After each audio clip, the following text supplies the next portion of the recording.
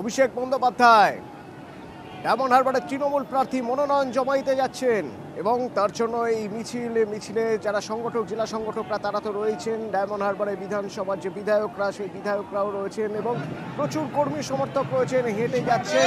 আজটা থেকে শুরু হয়েছে হাঁটা। এখন কোথায় তারা, সেখান থেকে রয়েছেন আমার প্রতিনিধি মৈত্রী আমার সঙ্গে রয়েছেন। মৈত্রী, কি দেখতে পাচ্ছ তুমি?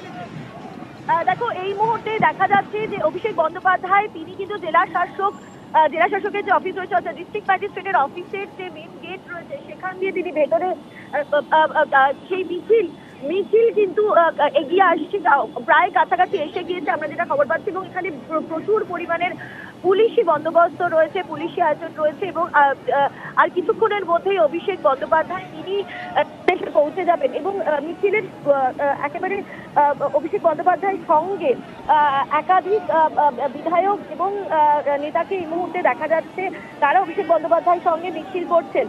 তার মধ্যে রয়েছেন বজবজের বিধায়ক অশোক দেব, সাতগাছিয়ার বিধায়ক মোহন নস্কর, ডায়মন্ড হারবারের বিধায়ক হালদার, দিলীপ মন্ডল, ক্যানিং পূর্বের বিধায়ক সম্পদ মোল্লা রয়েছেন, তিনি সাতগাছিয়ার অবজারভারও বটে তৃণমূলের তরফ থেকে। এবং তার সঙ্গে সঙ্গে ডায়মন্ড হারবার পুরসভার প্রাক্তন চেয়ারম্যান মীরা হালদার, যিনি তিনি একজন সিনিয়র সিটিজেন, অনেক প্রবীণ নেত্রী ডায়মন্ড হারবারের, তাকেও কিন্তু অভিষেক বন্দ্যোপাধ্যায়ের সঙ্গে এই নমিনেশনের মিছিলে হাঁটতে দেখা যাচ্ছে। অভিষেক বন্দ্যোপাধ্যায় তার মিছিল আমরা পুলিশের প্রস্তুতির ছবি এই মুহূর্তে দেখতে পাচ্ছি। জেলা শাসকের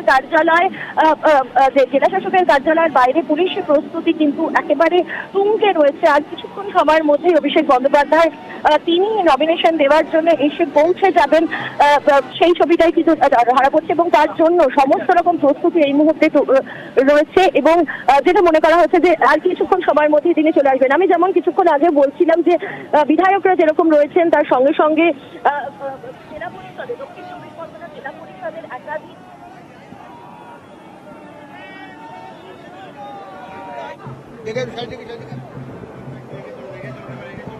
মৈত্রী রয়েছেন আমার সঙ্গে আবির এবং রৌনকে রয়েছেন আমার সহকর্মীরা। সেখান থেকে প্রতি মুহূর্তের আপডেট দিচ্ছেন। মিছিল করে মনোনয়ন জমা দিতে যাচ্ছেন অভিষেক বন্দ্যোপাধ্যায়।